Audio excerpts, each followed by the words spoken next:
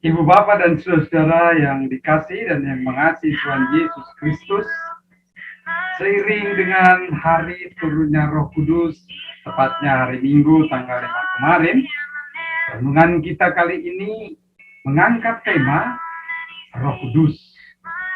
Namun sebelumnya, perkenankan saya menyampaikan salam sehat dalam penyertaannya.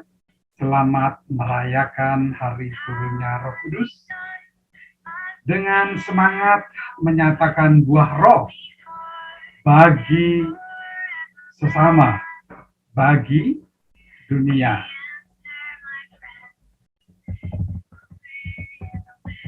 Ibu Bapak dan saudara, mungkin sayup-sayup saudara terdengar sebuah lagu jadul karangan J.J. Taylor yang berjudul Blowing in the Wind.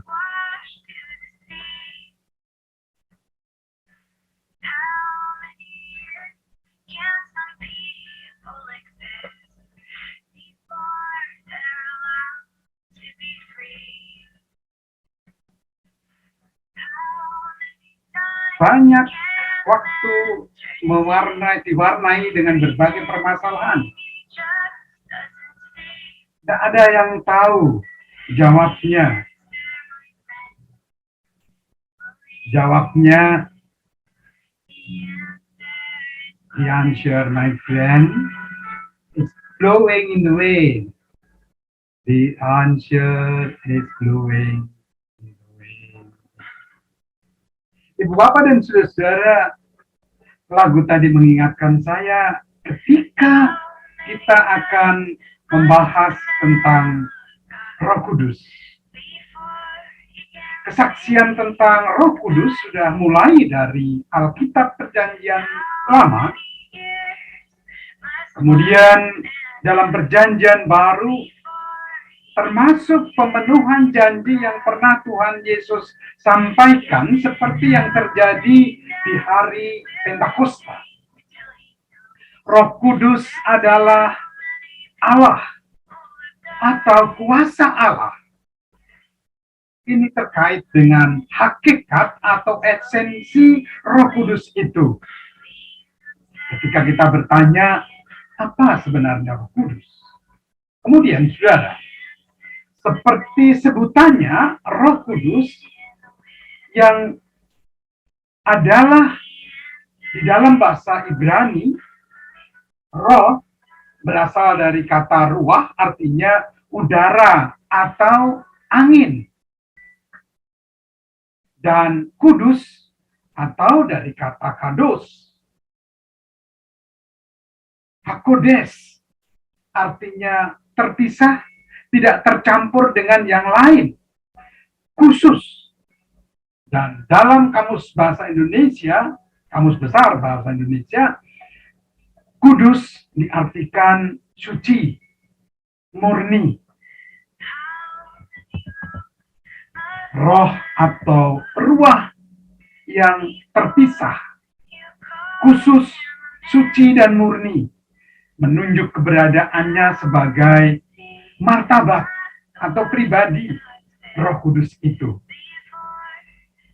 Nah, ini ketika kita mungkin bertanya, siapa Roh Kudus sebenarnya?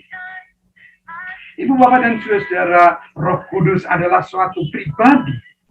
Ia eksis, nyata, sekalipun tidak dapat diraba secara fisik, seperti angin.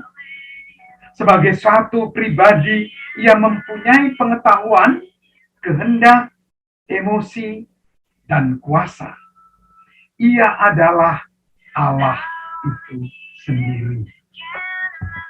Ia bagian dari Allah Tritunggal bersama dengan Allah Bapa dan Anak, Yesus Kristus Tuhan. Roh Kudus hadir dan berkarya di dalam dunia, dinyatakan bahwa ia adalah Roh Allah. Berkarya pada waktu penciptaan dunia, Kejadian 1 ayat 2. Juga memberikan kehidupan bagi tanaman, hewan, dan manusia. Mazmur 104 ayat 27 sampai 30.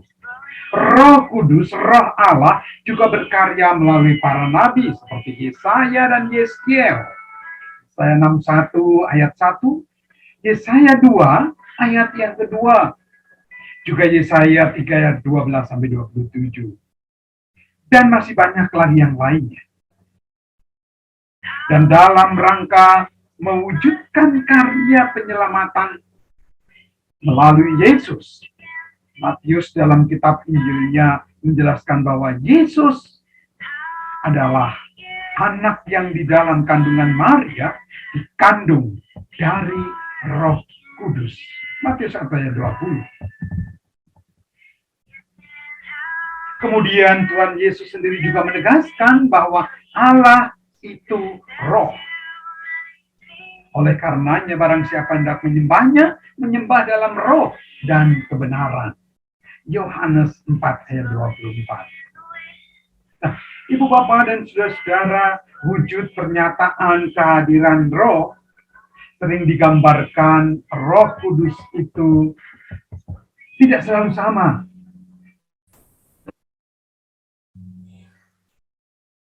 Mau ulang apa gimana?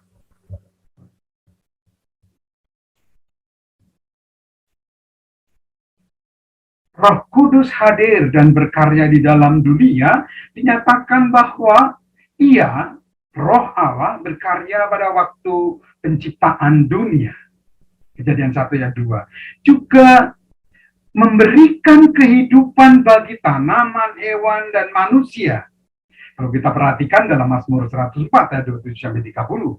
Roh Kudus atau Roh Allah juga berkarya melalui para nabi. Seperti Yesaya, Yeskiel dalam Yesaya 61 ayat 1, Yeskiel 2 ayat yang kedua, Yeskiel 3 ayat 12 sampai 27, dan yang lainnya. Dalam rangka mewujudkan karya penyelamatannya melalui Yesus, Matius dalam kitab Injilnya menjelaskan dan menyaksikan bahwa Yesus, anak yang di dalam kandungan Maria, dikandung dari Roh Kudus. Kemudian Tuhan Yesus juga menegaskan bahwa Allah itu roh. Maka barang siapa menyembahnya, hendaklah menyembah dalam roh dan kebenaran. Yohanes pasal 4 ayat 24. Sedangkan wujud atau gambaran Roh Kudus tidak selalu sama, Ibu Bapak. Seperti burung merpati ketika Tuhan Yesus dibaptis. Seperti lidah api di hari Pentakosta. Seperti obor dalam kesaksian kitab Wahyu. Dan lain sebagainya. Seturut dengan apa yang kehendak Allah, kehendak Roh Allah inginkan. Orang Kristen percaya bahwa Roh Kuduslah yang menyebabkan orang percaya kepada Yesus. Dia pula lah yang memampukan mereka menjalani hidup Kristen, hidup menurut kehendak Kristus. Roh tinggal di dalam diri setiap orang Kristen yang sejati. Setiap tubuh orang percaya, orang Kristen adalah bait suci, tempat tinggal roh. Roh Kudus digambarkan sebagai penghibur, penolong dalam bahasa Latin Parakletos atau Parakletos dalam bahasa Yunani. Dan memimpin mereka dalam kebenaran. Saudara, kehadiran Roh Kudus pada Pentakosta, Kisah Rasul 2 ayat 1-12 adalah tanda penyertaan Allah Bapa. Yesus Kristus Tuhan dalam memenuhi janjinya. Seperti dikemukakan dalam Yohanes 14 ayat 16-17 dan ayat 26. Demikian juga janji yang Yesus nyatakan dalam penyertaannya Matius 28 ayat 20. Juga Lukas dalam Kisah Rasul 1 ayat 8. Dan ini sekaligus menjadi bukti nyata penyertaan dalam pengutusannya pada para murid. Dalam mereka mengemban amanat agung. Dan selain menyangkut karya yang harus mereka lakukan, penyertaan roh ini adalah juga dalam rangka menjaga dan memelihara para murid untuk tetap hidup bersama Allah Bapa, bersama Allah Anak, bersama Roh. Kesaksian Lukas dalam Kisah Para Rasul, saudara, barangkali bisa menjadi sebuah pengajaran bagaimana warna, sikap, atau situasi yang terjadi ketika Roh Kudus turun. 3 warna atau 3 keadaan itu. Yang pertama, keadaan yang terkait dengan kelompok persekutuan para murid Tuhan Yesus. Perhatikan, mereka begitu terbuka, percaya pada Tuhan Yesus, mereka siap diutus, tekun dan setia menanti pemenuhan janji turunnya Roh Kudus. Mereka siap menjadi saksi, menjalankan perintah dalam pimpinan Roh Kudus sampai ke ujung bumi. Mereka memberitakan firman Tuhan, menjelaskan peristiwa turunnya Roh Kudus dengan bahasa mereka sendiri. Tetapi banyak dari mereka tidak satu daerah mengerti apa yang para murid itu kemukakan. Mereka dari Kreta, mereka dari Afrika, mereka dari Asia, mereka dari Eropa. Mereka memahami dan terberkati. Itulah yang membuat para murid tetap sukacita dan sabar, serta setia memberitakan firman Tuhan, bahkan menyampaikan kepada mereka yang menuduhnya mabuk atau tidak waras. Para murid melanjutkan pekerjaan itu dalam pertolongan dan pimpinan Roh Kudus. Hingga banyak jiwa diselamatkan bahkan di luar Yerusalem. Dengan berbagai mujizat terjadi dalam pelayanan dan pemberitaan mereka. Misalnya, Petrus menyembuhkan Inias dan membangkitkan Dorcas. Kisah 9 ayat 32 dan seterusnya. Mereka melayani orang yang bukan Yahudi atau bukan orang Israel. Cornelius. Petrus menyatakan itu. Kisah 10 ayat 1 dan seterusnya. Demikian juga dengan Filipus yang menyembuhkan dan mengusir roh-roh jahat di Samaria. Kisah 4 ayat 1. Yang kedua, keadaan yang terkait para pendatang yang bersama-sama di situ dan terbuka terhadap peristiwa itu. Orang dari berbagai daerah itu terbuka hatinya. Dan mereka menjadi paham apa yang disampaikan para murid dari Galilea itu. Mereka memahami pemberitaan oleh para murid yang dipimpin Roh Kudus.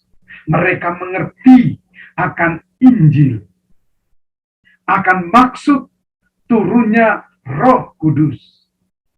Hanya pertanyaannya, Ibu Bapak dan saudara-saudara, pastikah mereka menjadi pelaku firman? Ini pertanyaan seperti para murid tadi.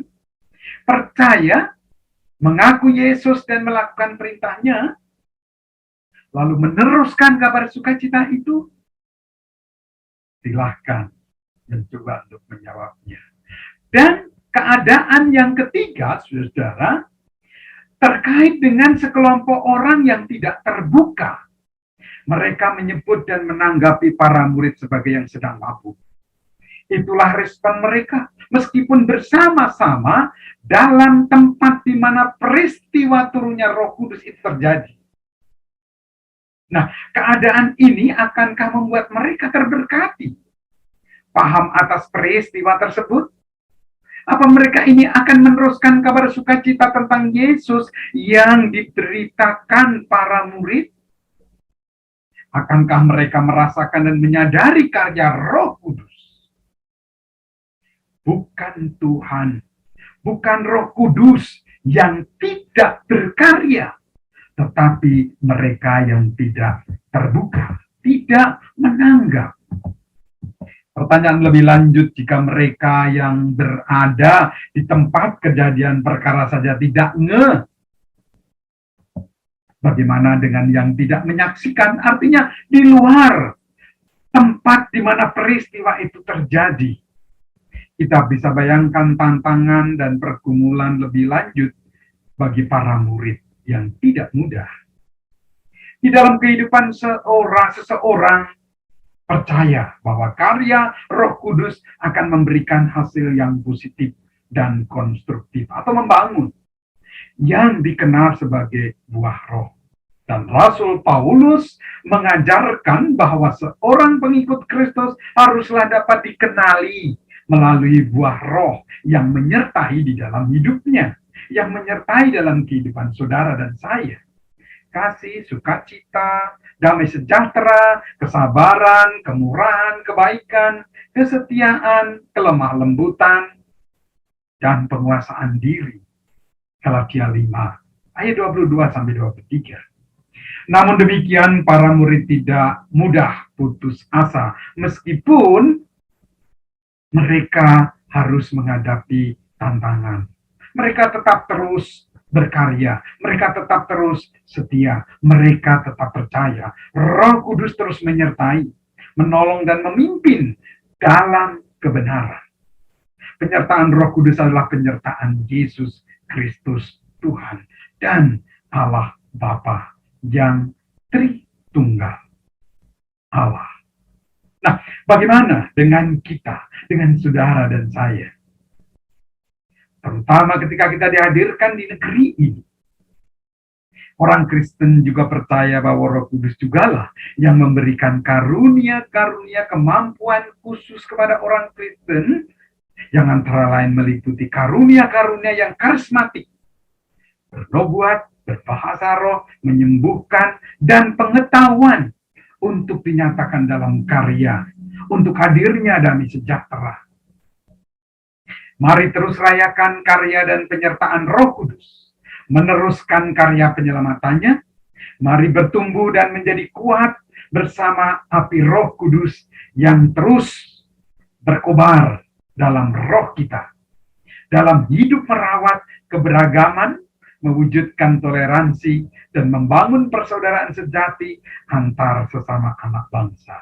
Di Nusantara, negeri tercinta karunia-Nya Indonesia. Allah Bapa dan Anak dan Roh Kudus menyertai dan memberkati kita. Amin.